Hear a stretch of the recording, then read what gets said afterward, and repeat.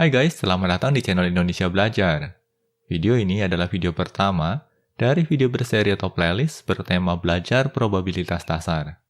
Playlist ini merupakan seri pembelajaran lanjutan dari playlist belajar statistika dasar. Kami sangat menyarankan untuk mempelajari statistika dasar terlebih dahulu sebelum mempelajari topik probabilitas dasar. Dalam video kali ini, kita akan mempelajari pengenalan dasar probabilitas. Yuk, kita mulai sesi pembelajaran kita.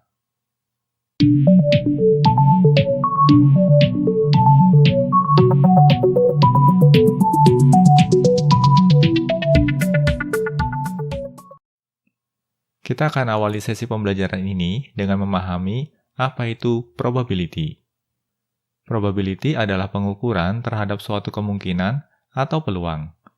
Pemahaman terkait probability merupakan dasar untuk melangkah ke statistika inferensi atau juga dikenal dengan istilah inferential statistics. Pada slide ini, kita akan mengenal beberapa terminologi atau istilah yang umum digunakan sewaktu mempelajari probability. Hasil suatu percobaan atau trial dikenal sebagai outcome. Kami ulangi sekali lagi ya. Outcome merupakan hasil dari suatu percobaan atau trial. Himpunan dari seluruh kemungkinan outcome pada suatu probability eksperimen dikenal sebagai sample space. Kami ulangi sekali lagi ya. Sample space merupakan himpunan dari seluruh kemungkinan outcome pada suatu probability eksperimen. Lalu, bagian dari sample space dikenal sebagai event. Event nantinya bisa terdiri dari satu atau lebih outcomes. Selanjutnya, kita akan coba pahami apa itu probability experiments. Probability experiments adalah aksi atau percobaan atau trial yang menghasilkan suatu perhitungan, pengukuran, atau respon. Kami ulangi sekali lagi ya. Probability experiments adalah aksi atau percobaan atau trial yang menghasilkan suatu perhitungan, pengukuran, atau respon. Untuk dapat memahami probability experiments dengan lebih baik, berikut terdapat contoh kasus yang bisa kita manfaatkan. Dalam kasus kali ini, kita dihadapkan pada suatu probability experiments berupa pelemparan dadu bersisi 6.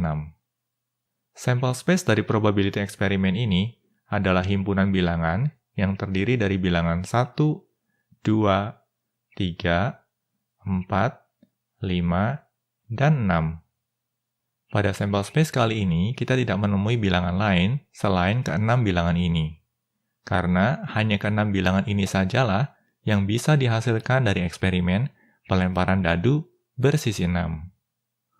Setiap nilai individual yang terdapat dalam sampel space ini dikenal dengan istilah outcome.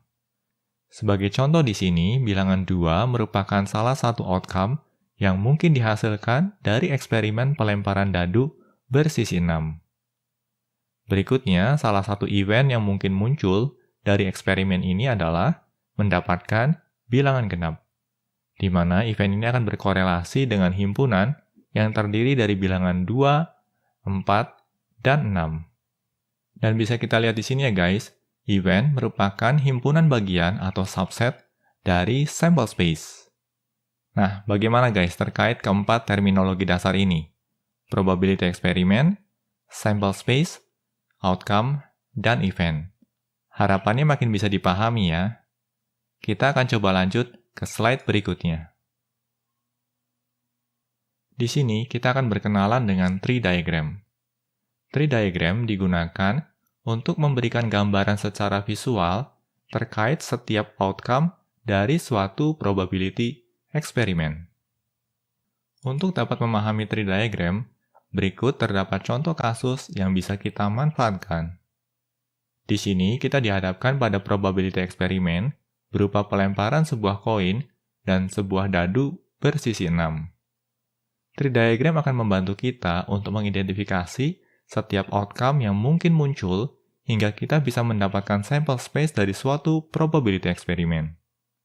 Seperti bisa kita lihat, tree diagram ini memulai percabangan dengan mendata setiap outcome dari pelemparan koin. Tetapi sebenarnya kita juga bisa memulai percobaan dengan mendata setiap outcome dari pelemparan dadu terlebih dahulu, baru diikuti dengan pelemparan koin. Pelemparan koin akan menghasilkan dua buah outcome, yaitu head dan tail. Percabangan selanjutnya dihasilkan dari outcome pelemparan dadu, yang akan memiliki 6 kemungkinan outcome, yaitu 1, 2, 3, 4, 5, dan 6. Pelemparan dadu ini akan dilakukan baik pada pelemparan koin dengan outcome head maupun tail. Oleh karenanya, di sini kita mendata outcome dari pelemparan dadu ini pada kedua cabang dari pelemparan koin. Lalu, di bagian paling bawah, kita bisa melakukan pendataan pasangan outcome dari pelemparan koin dan dadu untuk membentuk sample space. Dan bisa kita lihat di sini, terdapat 12 outcome pada sample space-nya, yaitu head 1, head 2, head 3, head 4, head 5, head 6, tail 1, tail 2, tail 3, tail 4, tail 5, dan tail 6.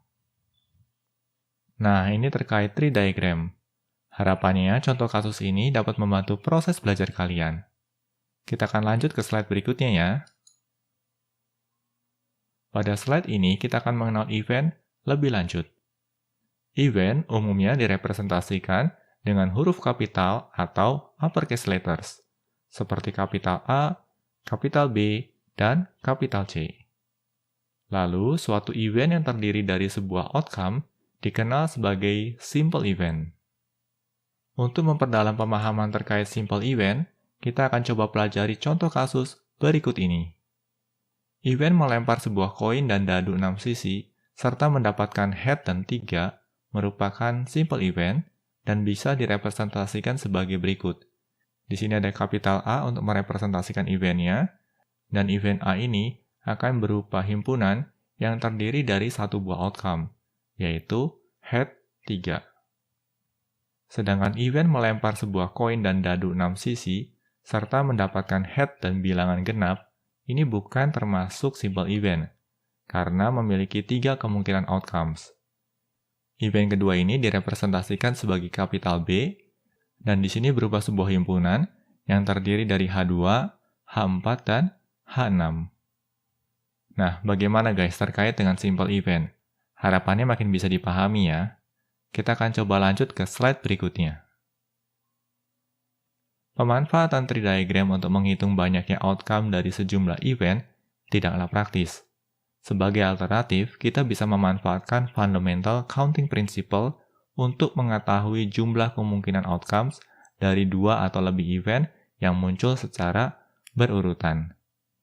Untuk memahami fundamental counting principle, kita akan coba pelajari contoh kasus berikut ini.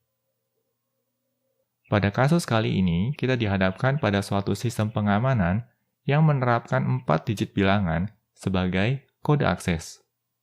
Setiap digitnya dapat berisi bilangan mulai dari 0 sampai 9. Dan di sini kita diminta untuk menghitung berapa banyak kemungkinan kode akses yang bisa dibentuk. Pertama-tama, kita akan cermati setiap outcome untuk tiap digit dari kode akses ini. Untuk tiap digit kode akses, kita bisa menggunakan bilangan mulai dari 0 sampai 9. Atau dengan kata lain, kita memiliki 10 outcome untuk tiap digitnya. Dengan menerapkan fundamental counting principle, kita bisa menghitung total jumlah outcome yang terdapat dalam sample space dengan mengalihkan setiap outcome yang dihasilkan di tiap digit kode akses ini. Oleh karenanya, di sini kita akan melakukan perhitungan 10 dikalikan 10 dikalikan 10 dikalikan 10 dan mendapatkan nilai 10 pangkat 4 atau 10.000. Nah, bagaimana guys dengan fundamental counting principle? Harapannya bisa dipahami ya.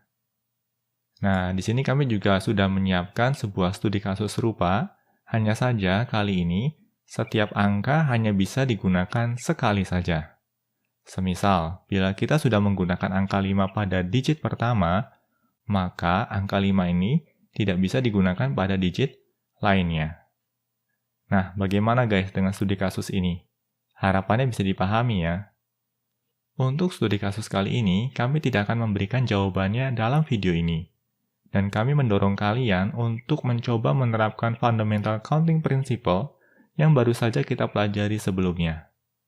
Kalian bisa membagikan jawaban kalian pada kolom komentar di bawah ini.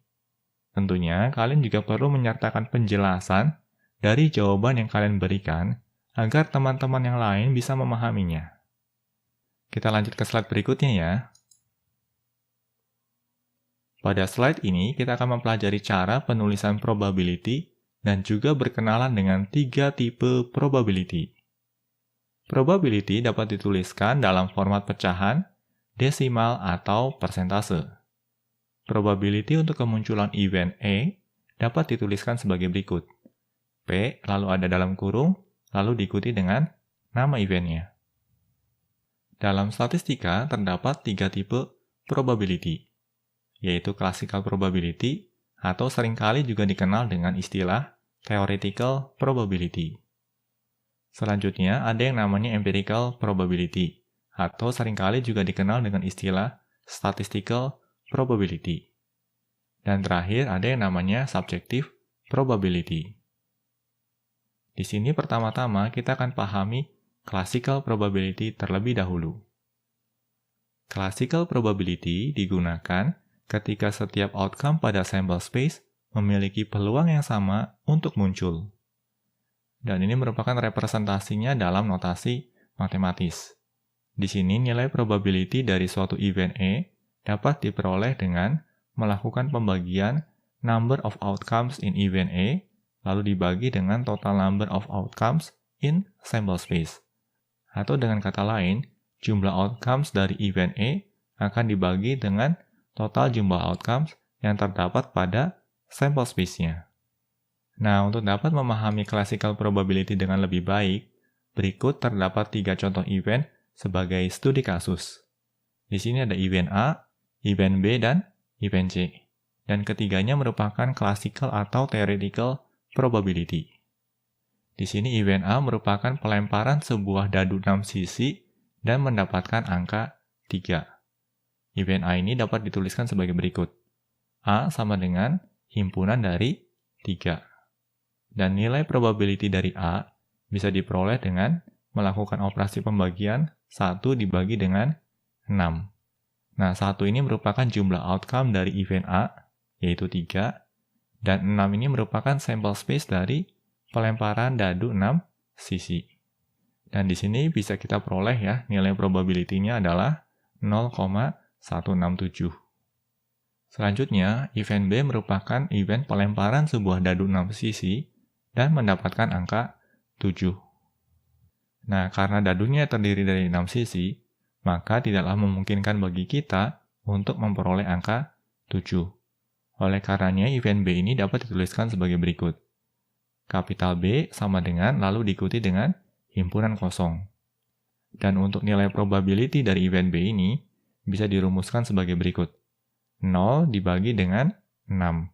Nah, 0 ini merupakan jumlah outcome dari event B, lalu dibagi dengan jumlah outcome dari sample space-nya, yaitu 6. Berarti 0 dibagi 6, hasilnya adalah 0. Selanjutnya, untuk event C, di sini merupakan event pelemparan sebuah dadu 6 sisi dan mendapatkan angka lebih kecil dari 5. Dan event C ini bisa dituliskan sebagai berikut. Kapital C sama dengan himpunan dari bilangan 1, 2, 3, dan 4. Lalu untuk nilai probability dari event C, ini berarti 4 dibagi 6. Nilai 4 ini diperoleh dari jumlah outcome dari event C, yaitu 1, 2, 3, dan 4. Ada 4, lalu dibagi dengan 6. Nah, 6 ini merupakan total jumlah outcome pada sample space-nya. Dan operasi pembagian ini akan menghasilkan nilai 0,667. Nah, bagaimana guys terkait dengan classical atau theoretical probability? Harapannya bisa dipahami ya. Selanjutnya kita akan pahami empirical probability. Empirical probability didasarkan pada observasi dari probability experiments. Empirical probability sendiri bisa dirumuskan dengan notasi seperti berikut. Probability dari event A ini merupakan hasil pembagian antara frequency of event A lalu dibagi dengan total frekuensinya. Atau dengan kata lain, ini merupakan hasil pembagian dari jumlah frekuensi dari kemunculan event A lalu dibagi dengan total jumlah frekuensi secara keseluruhan. Nah, untuk dapat memahami empirical probability dengan lebih baik, kita akan coba pelajari contoh kasus berikut ini. Di sini terdapat suatu perusahaan yang melakukan survei online dengan memilih sejumlah responden secara acak untuk diminta keterangan seberapa sering mereka melakukan recycle atau daur ulang. Dan sejauh ini perusahaan tersebut mendapatkan data dari 2.451 responden. Dan ini merupakan responses atau respon yang diberikan oleh respondennya. Ada always, often, sometimes, rarely, dan never. Lalu pada kolom di sisi sebelah kanan, ini merepresentasikan jumlah frekuensinya. Nah, di sini bisa kita lihat ya guys, terdapat 1054 responden yang selalu melakukan recycle atau daur ulang. Lalu terdapat 613 responden yang sering melakukan recycle atau daur ulang. Berikutnya terdapat 417 responden yang kadang-kadang melakukan daur ulang. Selanjutnya ada 196 responden yang jarang melakukan daur ulang. Dan terakhir ada 171 responden yang tidak pernah melakukan recycle atau daur ulang. Dan kalau kita lihat di sini, total jumlah respondennya ada 2.451 responden.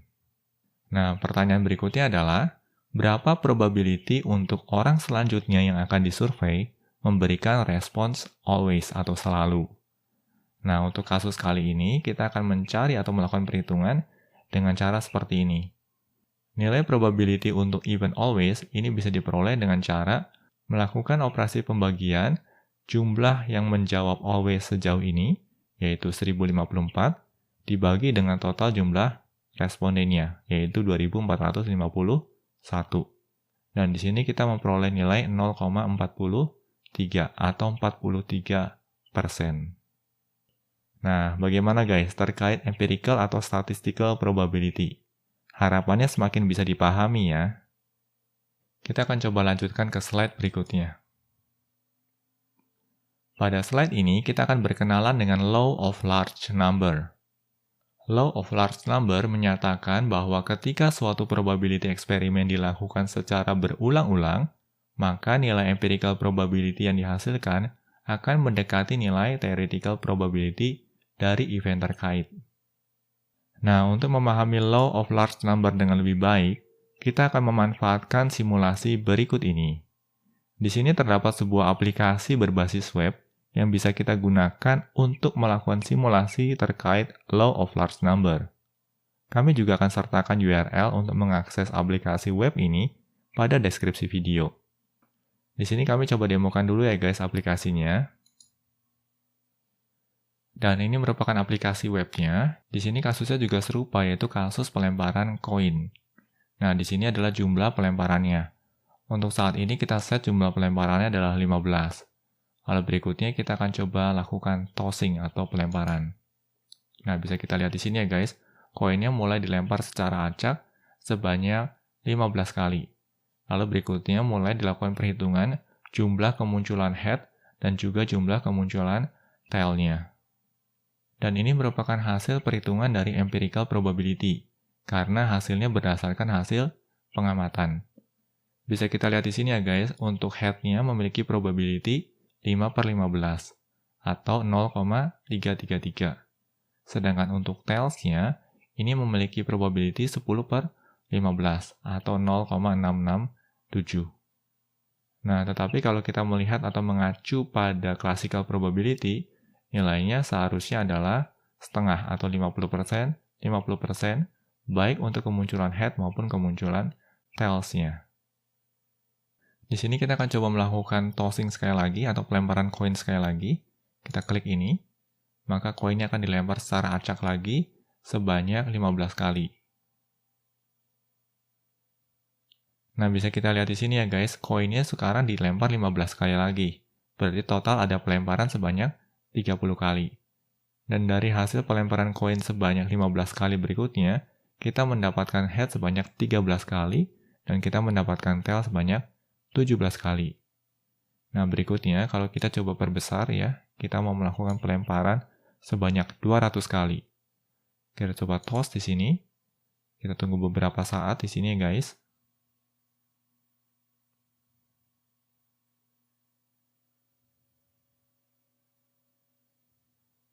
Nah, bisa kita lihat di sini, dari 230 kali pelemparan, kita mendapatkan heads-nya sebanyak 117 kali. Sedangkan tails-nya muncul sebanyak 113 kali. Dan kalau kita lihat di sini ya, nilai probability-nya adalah 0,509 untuk head dan 0,491 untuk tails-nya.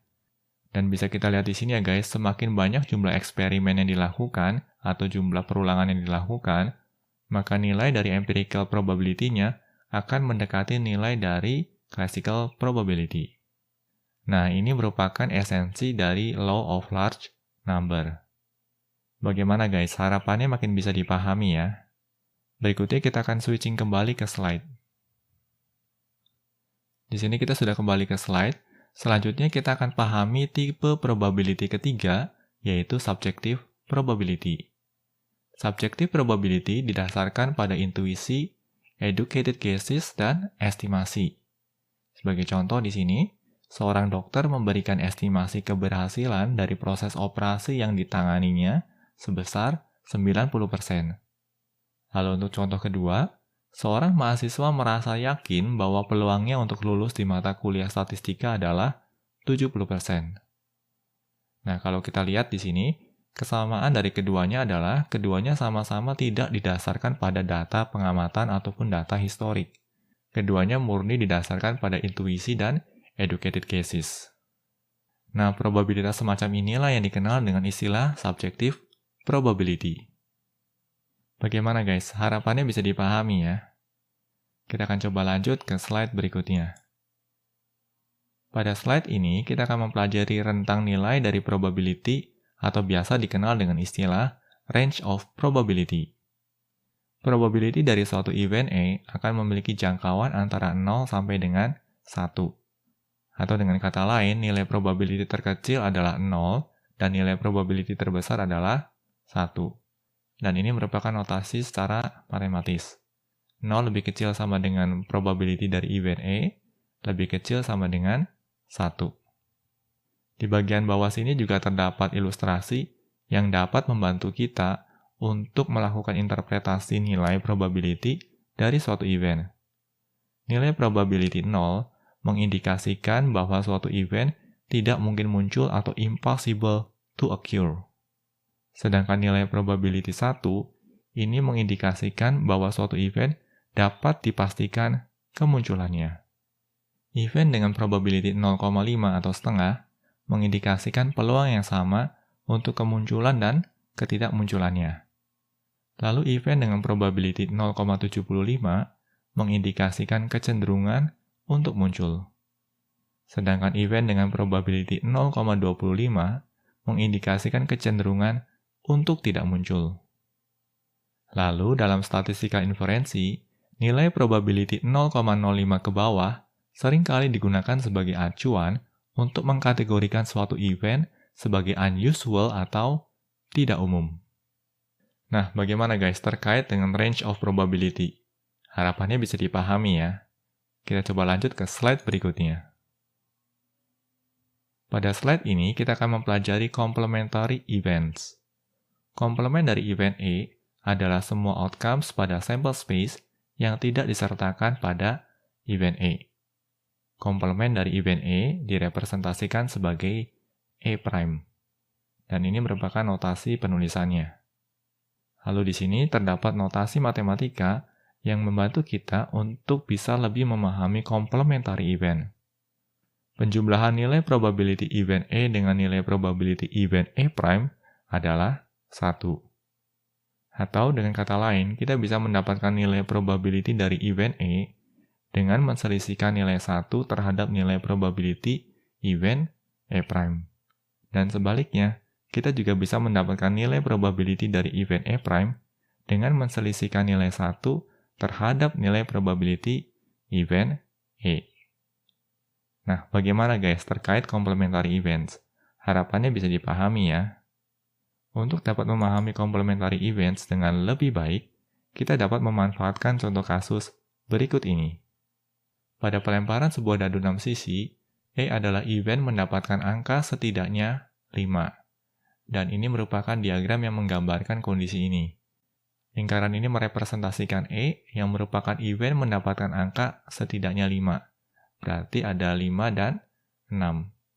Lalu kotak ini merupakan sampel space-nya, dan area yang berada dalam kotak dan di luar E, ini merupakan E'. Dan bisa kita lihat di sini, E' ini merupakan himpunan dari kumpulan bilangan yang terdiri dari 1, 2, 3, dan 4. Kondisi ini juga bisa kita representasikan secara matematis seperti ini. Event E sama dengan himpunan dari 5 dan 6. Sedangkan event E' ini merupakan himpunan dari bilangan 1, 2, 3, dan 4. Nah, bagaimana guys terkait complementary event? Harapannya makin bisa dipahami ya. Kita coba lanjut ke slide berikutnya. Pada slide ini, kita dihadapkan pada studi kasus yang sebelumnya pernah kita gunakan. Hanya saja, kali ini kita dihadapkan pada kebutuhan yang berbeda, yaitu menghitung berapa probability untuk orang berikutnya yang disurvei memberikan respon bukan always. Nah, di sini dari perhitungan sebelumnya, kita kan sempat menghitung probability dari event always, dan kita mendapati nilai 0,43. Sedangkan yang ditanyakan kali ini adalah nilai probability dari event bukan always. Oleh karenanya, di sini kita bisa rumuskan sebagai P always prime. Nilai probability dari event always prime ini bisa kita peroleh dengan menselisihkan nilai 1 dengan nilai probability dari event always, yaitu 0,43. 1 diselisihkan dengan 0,43, kita memperoleh nilai 0,57. Jadi, nilai probability untuk orang selanjutnya yang akan disurvei dan memberikan respon bukan always adalah 57%. Nah, bagaimana guys? Harapannya bisa dipahami ya. Kita akan coba lanjut ke slide berikutnya. Pada slide ini, kita dihadapkan pada studi kasus lain sebagai berikut. Suatu probability eksperimen melibatkan pelemparan koin dan pemutaran spinner, yang terbagi dalam 8 bagian. Nah, ini koinnya, dan ini adalah spinnernya. Spinner ini terbagi dalam 8 bagian, di mana setiap bagiannya terdapat angka mulai dari 1 sampai dengan 8. Pertanyaannya di sini adalah, berapakah probability untuk kedua event berikut ini? Event A mendapatkan tail dan angka ganjil. Lalu event B mendapatkan head atau angka di atas 3. Nah, untuk studi kasus kali ini, kami juga tidak akan memberikan jawabannya dalam video ini. Dan kami mendorong kalian untuk menjawabnya dengan memanfaatkan pemahaman yang baru saja kita pelajari dalam sesi pembelajaran ini.